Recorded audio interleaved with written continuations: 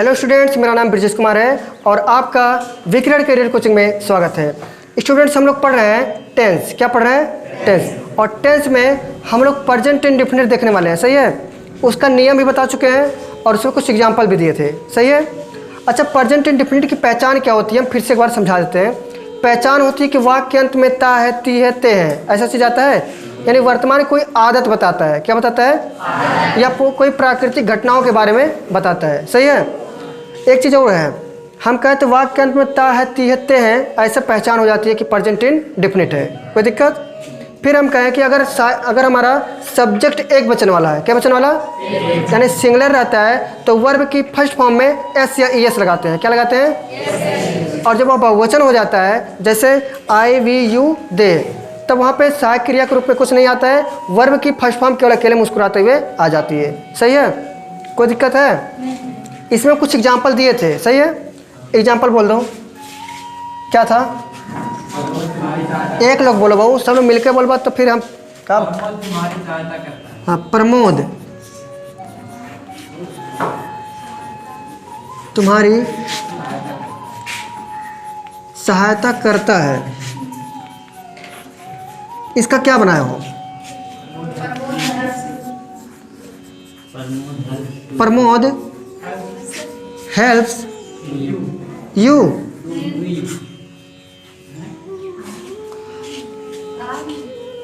क्या चीज? Pramod helps you, ये लिखे तो हो। प्रमोद तुम्हारी सहायता करता है, तो प्रमोद भाई सिंगुलर है ना, तो इसकी क्रिया क्या हो रही है? सहायता करना। तो हेल्प मतलब होता है सहायता करना। अच्छा, ये एक वचन है ना प्रमोद, तो इसमें यस लगाएंगे नहीं लगाएंगे? तो इसमें हम लगा दिए। तो प्रमोद हेल्प्स यू। कोई दिक्कत है? यही बनाओ सब लोग ना? ठीक है। दूसरा बोलो,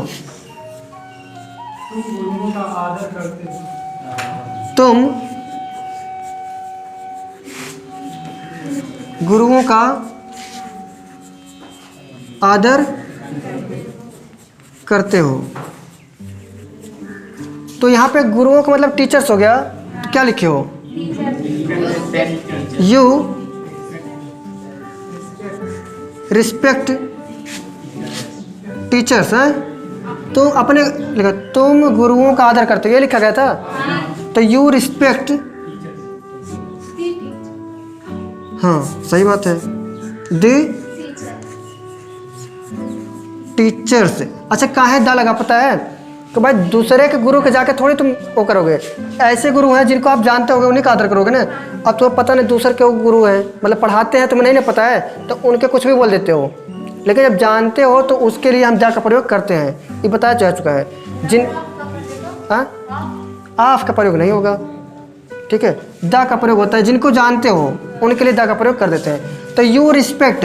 अच्छा, यू मतलब यहाँ पे प्लूरल नाउन है ना, तो यहाँ पे हम यस या यस लगाएंगे, इसमें केवल वर्ब की फर्स्ट फॉर्म आ जाएगी। सही है? आगे बोलो।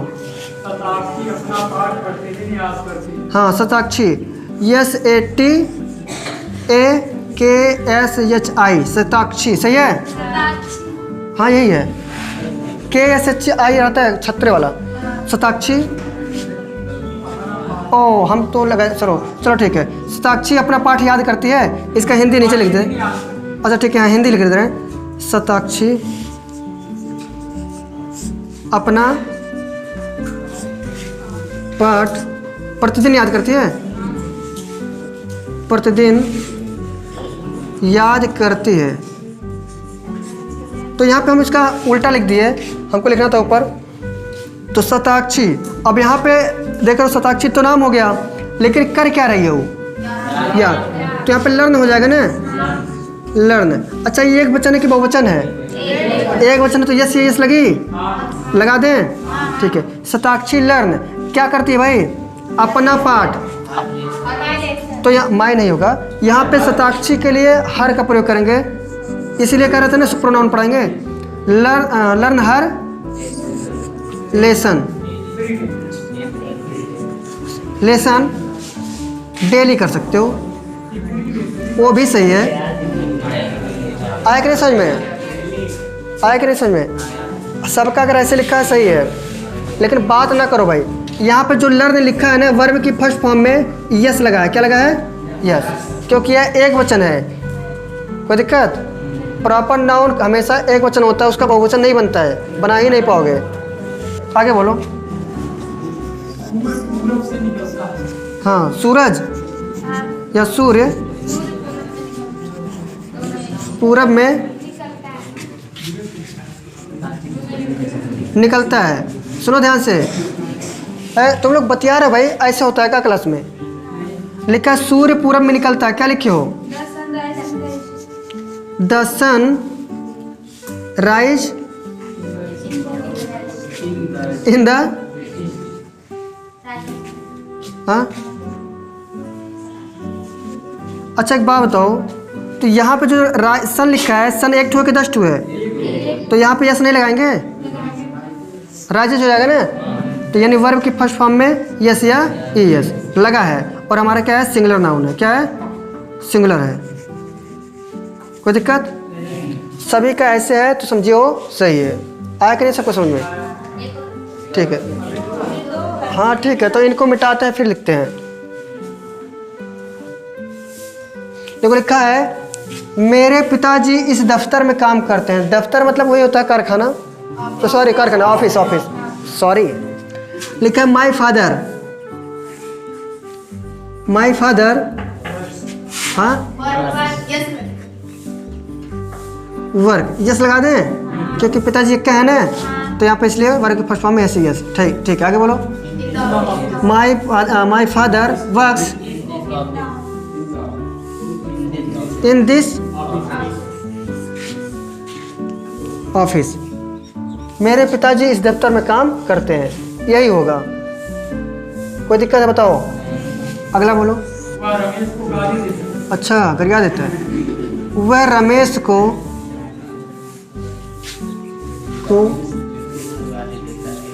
गाली देता है, तो क्या लिखेंगे? ही एब्यूज, सही है? ही एब्यूज। अच्छा इसमें यस लगे कि नहीं लगेगा? क्योंकि यहाँ पे एक वचन है तो यहाँ पे यस लगाएंगे। एब्यूजेज हो गया, ही एब्यूजेज किसको? तू रमेश रहेगा ना।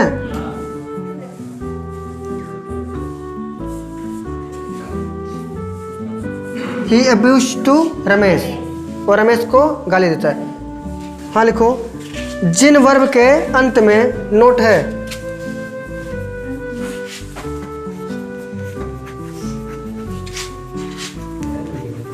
हाँ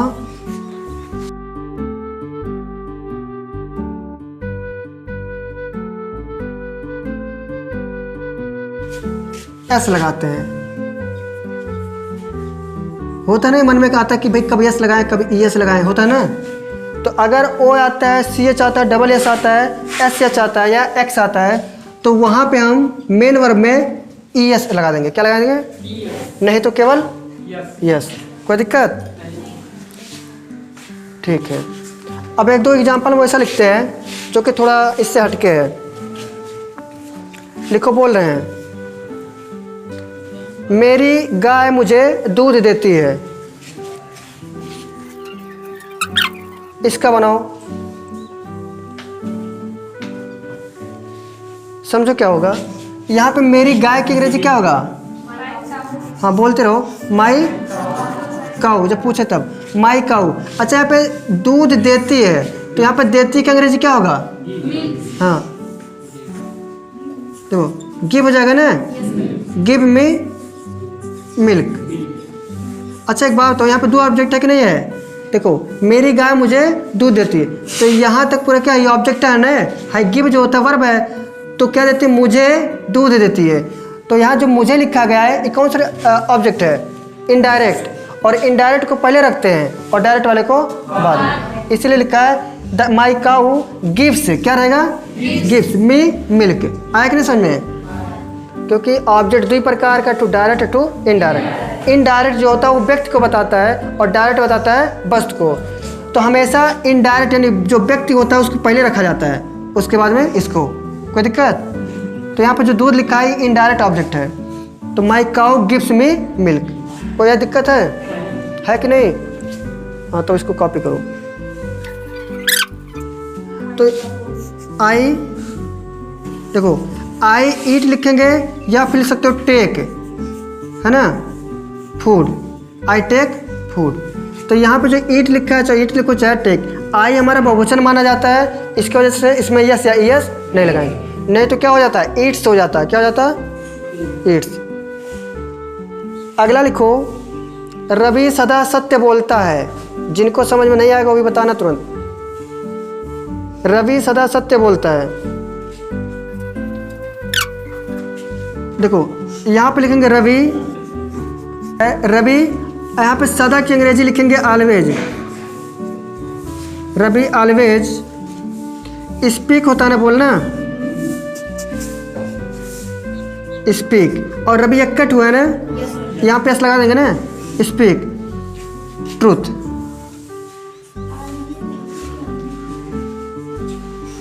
always, Ravi always speak truth. ठीक है, कर लो, कोई दिक्कत नहीं है।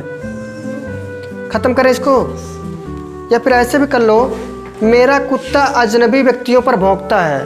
थोड़ा बड़ा सेंटेंस रहेगा तो ठीक रहेगा। इसको मिटा दें,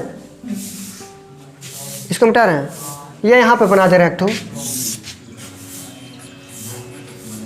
बार। अच्छा मूवी भी था स्ट्रेंजर्स करके, अपरिचित जिसे कहते हैं। यस लिख लो, लिखना हो STRANGERS। इसका आंसर क्या होगा, my dog. My dog bark रहेगा कि बार्क्स रहेगा, बार्क्स। किस पर, एट स्ट्रेंजर्स।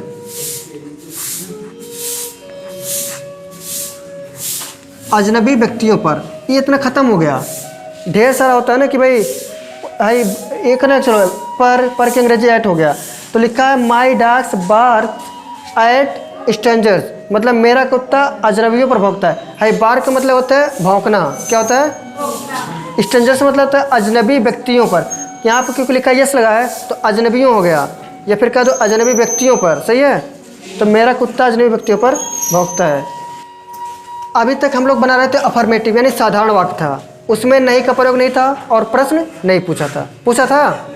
लेकिन अब क्या है, इसमें नकारात्मक है, मतलब इसमें नाट का प्रयोग होगा। और जैसे ही सेंटेंस हमारा प्रेजेंट वाला नकारात्मक बनना स्टार्ट होता है तो उसमें सहायक क्रिया आने लगती है। क्या लगती है, और सहायक क्रिया के रूप में डू डज। क्या आएगा, डू या डज। अच्छा डू कब आता है, डज कब आता है, तो हम एक वचन बहुवचन बता दिए हैं। जब सेंटेंस हमारा, सेंटेंस का जो करता रहता है वो अगर एक वचन है तो डज लगाते हैं। क्या लगाते हैं, बहुवचन है तो डू लगाते हैं। कोई दिक्कत, तो उसी चीज़ को हम लिखते हैं नोट। ये नोट लिख लो या तो रूल लिख लो, हम नोट के रूप में लिख रहे हैं। लिख लो, यदि वाक्य का कर्ता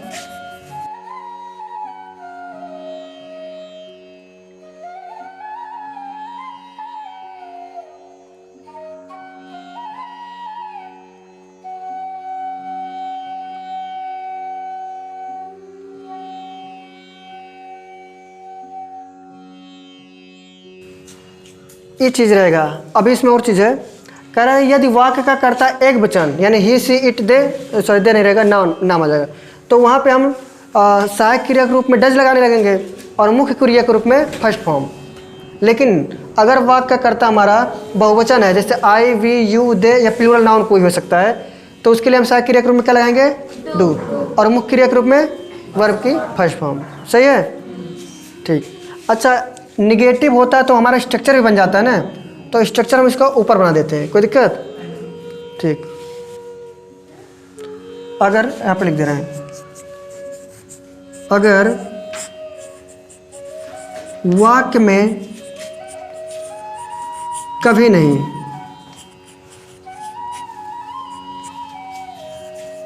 का प्रयोग है तो वर्ब से पहले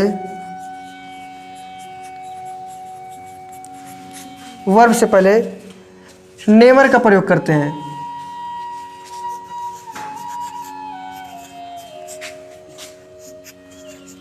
प्रयोग करते हैं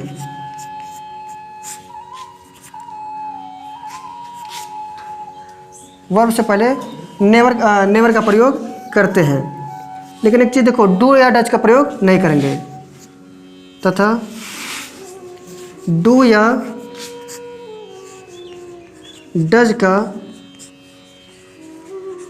प्रयोग नहीं करते हैं। डू या डज का प्रयोग यहाँ पे नहीं होगा, सही है। बाकी देखो, अगर यहाँ पे डू या डज का प्रयोग नहीं किया जा रहा है, खाली नेवर आ रहा है, कभी नहीं के लिए नेवर, तो फिर हम पहले वाले चले जाएंगे, नेगेटिव वाले, अफर्मेटिव वाले में। जब हमारा एक वचन का कर्ता होता था तो हम यस लगाते थे वर्ब में, तो यहाँ भी वही करने लगेंगे। क्या लगेगा? अगर एक वचन रहेगा, नेवर है अगर तो वहाँ पे हम यस या यस लगाएंगे, अगर बहुवचन है तो नहीं लगाएंगे, सादा छोड़ देंगे। समझो कि नहीं समझे? और जैसे पहले अफर्मेटिव में बनाते थे हम लोग, तो अगर हमारा एक वचन होता था तो हम यस या यस लगाते थे। तो नेगेटिव वाले में अगर भी हमारा कभी नहीं का प्रयोग अगर किया गया है, तो वहाँ पे वर्ब की फर्स्ट फॉर्म में एक वचन के रहने पर यस या यस लगाएंगे, और बहुवचन आने पर नहीं लगाएंगे। नेवर लगा दो, काम खत्म। डू डज से भी छुट्टी मिल जाएगा। सही है? पूरा नियम देखो, लिखा है यदि वाक्य का कर्ता एक वचन का है, यानी he see it they sorry he see it name है, तो सहायक क्रिया के रूप में डज लगाएंगे, वर्ब की फर्स्ट फॉर्म। यदि वाक्य का सब्जेक्ट बहुवचन है, यानी आई वी यू दे या प्लूरल कोई नाउन है, तो सहायक क्रिया के रूप में डू लगाएंगे, और मुख्य क्रिया के रूप में फर्स्ट फॉर्म। फिर कहा अगर वाक्य में कभी नहीं का प्रयोग किया गया है, तो वर्ब से पहले क्या लगाएंगे? नेवर। क्या लगाएंगे? नेवर। और जो हमारा वर्ब है उसमें हम वर्ब की फर्स्ट फॉर्म लगाएंगे कब? वर्ब की फर्स्ट फॉर्म में एस या एस लगाएंगे कब? जब हमारा सब्जेक्ट एक वचन का होगा, और बहुवचन करेगा तो नहीं लगाएंगे, और डू डज का प्रयोग भी नहीं होगा। समझ में आया? ठीक है। और हमारा नकारात्मक बोला ही है, यानी वाक्य में नाट का प्रयोग आएगा। तो हम इसका स्ट्रक्चर ऊपर लिखते हैं, ये बात समझ में आ गया होगा। इसी सब चीज़ों को ध्यान में रखते हुए हमको सेंटेंस का आंसर देना है। सही है? यानी सेंटेंस बनाना है। मिटा दें इनको। ठीक। तो अगर हम निगेटिव बनाते हैं तो उस निगेटिव को बनाने के लिए, सेंटेंस को बनाने के लिए हम इसका पहले फार्मूला लिख दे रहे हैं। सबसे पहले कौन आएगा? सब्जेक्ट। फिर कौन आएगा? डू या डज। सही है? अभी तो पता हो गया कि कब लगाना है डू, कब लगाना है डज। तो सब्जेक्ट, फिर हेल्पिंग वर्ब हो गया, फिर प्लस नॉट, और प्लस वर्ब की फर्स्ट फॉर्म, और प्लस ऑब्जेक्ट, और फिर अदर वर्ड। सही है कि नहीं सही है? तो इनको आप लोग को बना लेना है।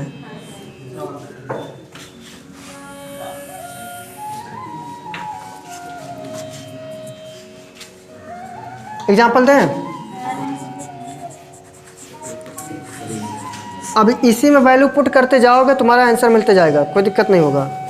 जैसे एग्जाम्पल दें, मुस्कुराता हुआ, मैं अपना पाठ याद नहीं करता हूँ, गुस्सा गया हूँ। हाँ, मैं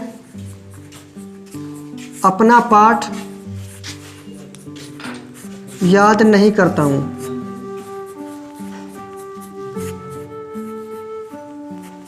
सुन लो, है देखो, हम क्या बोल दिए? मैं अपना पाठ याद नहीं करता हूँ। काहे नहीं करता हूँ? क्योंकि हमको स्कूल पे मार खाने की आदत है। ठीक है? तो मैं की अंग्रेजी क्या होगा? आई। तो आई हो गया। अच्छा, आई हमारा जो है बहुवचन है ना, तो सहायक क्रिया के रूप में क्या लगेगा? डू लगा देंगे। अच्छा, नाट का प्रयोग है ना, तो यहाँ पे नाट लगा दो। अच्छा, याद करने की अंग्रेजी क्या होता है?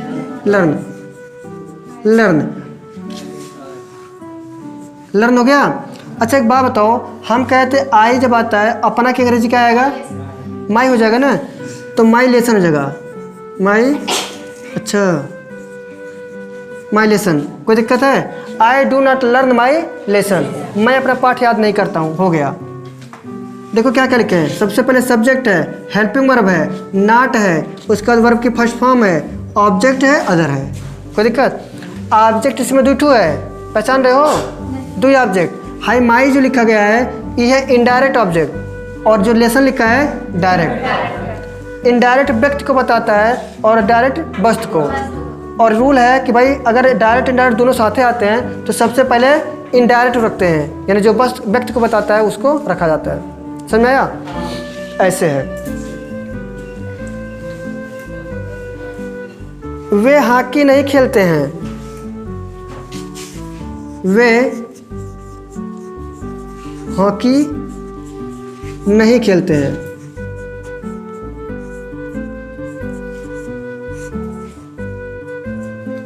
वे हॉकी नहीं खेलते हैं। अब यहाँ पे लिखा है वे हॉकी नहीं खेलते हैं, तो वे की अंग्रेजी क्या होता है? दे हो जाएगा। अच्छा, यहाँ पे डू लगेगा ना, डू, क्योंकि दे बहुवचन है। नॉट लगा दें। और खेलने का क्या होता है? प्ले हो जाएगा ना, क्योंकि वर्ब की फर्स्ट फॉर्म रहेगा। दे डू नॉट प्ले, क्या चीज़ नहीं खेलते हैं? हॉकी। कि चिकन हो गया है कि नहीं? नहीं।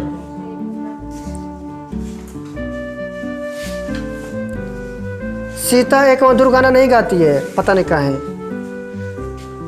तो लिखें सीता एक मधुर गाना नहीं गाती है। गुस्सा आ गई है एकदम। देखो, सीता एक वचन की बहुवचन? एक वचन है ना, तो सीता के लिए हम सीता लिखेंगे ऐसे। अच्छा, एक वचन है तो हम डू लगाते हैं कि डज? तो यहाँ डज लगा दें। अच्छा, नॉट का प्रयोग है ना इसमें, तो लगा दें नॉट। अच्छा, अब लिखो सीता एक मधुर गाना नहीं गाती है, तो यहाँ पे गाने का जो होता है क्या होगा? सिंग हो जाएगा। तो सीता डज नॉट सिंग, क्या नहीं गाती भाई? ए स्वीट सॉन्ग। अरे मधुर मधुर, कोई दिक्कत है? सबको समझाया कि नहीं आया? जिनको किस में? अरे वो यहाँ पे वर्ब की फर्स्ट फॉर्म अकेले आती है, मुस्कुराते हुए, कोनो टेंशन नहीं है। जब फर्स्ट फॉर्म रहता है वही निगेटिव वाले में भाई फर्स्ट फॉर्म आता है, अफर्मेटिव का रहता है तब उसमें आता है। आया कि नहीं सबको समझ में? ठीक, आगे बताएं, अगला एग्जांपल दें। वह कभी झूठ नहीं बोलता है। ए सुनो, वह कभी झूठ नहीं बोलता है।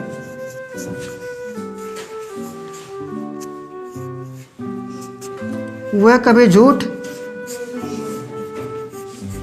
नहीं बोलता है।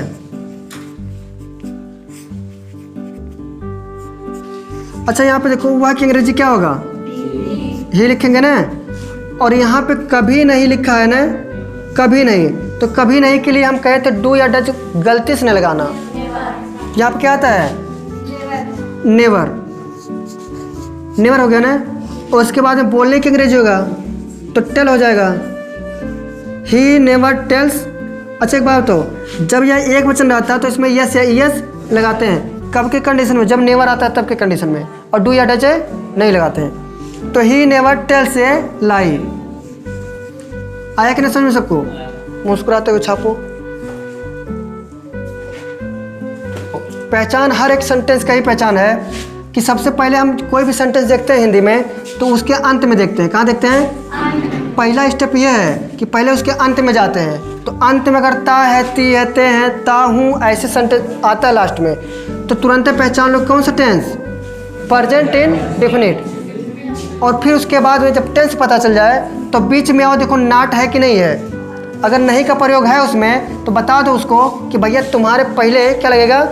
तुम्हारे लिए सहायक क्रिया में डू या डज लगेगा। सही है। और यह भी बता दो कि तुम्हारे लिए हम सब क्या लगाएंगे? डू या डज। और तुम्हारे लिए हम वर्ब की फर्स्ट फॉर्म रखेंगे सजा के। क्या रखेंगे? वर्ब की फर्स्ट फॉर्म सजा के रखेंगे।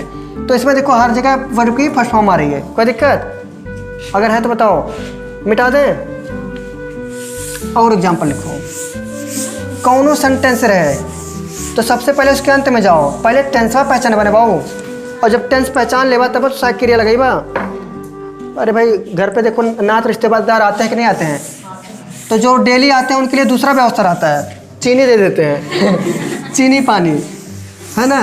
हाँ भाई, समय समय पे वैल्यू बढ़ जाती है घट जाती है। अगर तुम्हारा मतलब कोई रिश्तेदार है तुम्हारे घर पे डेली आ रहा है, एक दो दिन आए बहुत पहले, वो जमाने बाद, एक साल 2 साल बाद आ रहा है, तुम इतना बढ़िया सजा के दोगे, पकौड़ी हलवा पूड़ी बाकायदे सब कुछ सजा के दोगे। और कहीं धीरे धीरे करते करते लगातार आ रहा है, महीना बीता नहीं फिर से पहुंच जा रहा है, उसको फिर खत्म आ रहा है, लगातार आ रहा है। तब कहो भैया ये तो डेली वाले हैं, इनके काम करो, चीनी परोस दो, क्या दे दो? चीनी पानी दे दो, काम तमाम। और जो लोग महीने में मतलब 2-4 महीने बाद एक आध बार जाते हैं, साल में एक बार जाते हैं, उनकी खातिरदारी अच्छी होती है। सही है। हाँ, एग्जाम्पल दें। अच्छा, जिसकी शादी होती है, मान लो किसी लड़के की शादी होती है, ससुराल जाता है पहली बार, कितना बढ़िया सजा सजा के मिलता है खाना, तो उसका धीरे धीरे क्या कर मिलता है उनका, वो कहता है भाई तुम्हारे घर है, आओ आज साग बना है साग परोस दो। धीरे धीरे वैल्यू घट जाती है, वैल्यू घट जाती है धीरे धीरे। अगला एग्जाम्पल लिखो, बिना परीक्षा में प्रथम नहीं आती है। बिना बिना बिना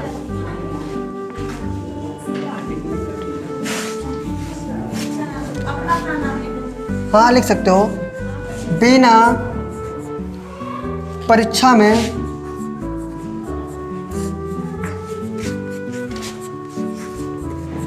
प्रथम नहीं आती है।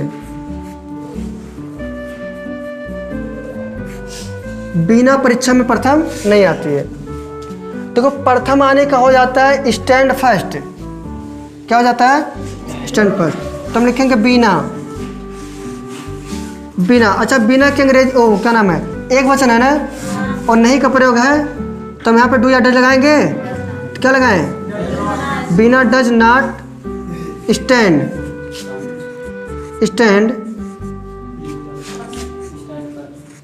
फर्स्ट इन द, कहाँ पे? एग्जाम। ऐसे होगा। प्रथम आने का मतलब यही होता है स्टैंड फर्स्ट। ठीक है, तो बिना does not stand first in the exam. कोई दिक्कत है? नहीं। हाँ भाई, क्रम से देखो, सबसे पहले सब्जेक्ट आया, डू या डज आया, नॉट आया, और यहाँ पे वर्ब की फर्स्ट फॉर्म आने का, ऑब्जेक्ट अदर पीछे रहता है एकदम। लाइम डज, हाँ लीमन होता है, लाइम मतलब भी होता है, तो एक वचन बताना है ना, तो लाइम डज नॉट, हाँ टेस्ट स्वीट रहेगा। हाँ टेस्ट स्वीट, तो lime does not test sweet.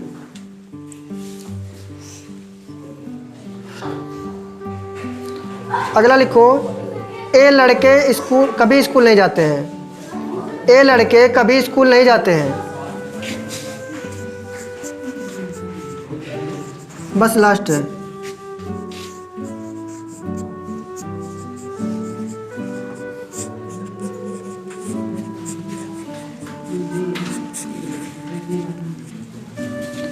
अगला लिखा है, देखो, ए लड़के कभी स्कूल नहीं जाते हैं, तो कभी नहीं आ गया ना इसमें। देखो, कभी यहाँ पे है, नहीं यहाँ पे है, तो दोनों आ गया है ना। तो हम यहाँ पे, अच्छा ए लड़के की अंग्रेजी क्या लिखेंगे? दीज बॉय, क्योंकि ज़्यादा लड़के हैं और यहाँ पे पास की चीज़ों को बताने के लिए हम क्या करते हैं, दीज का। These boys. अब क्या लगाएं?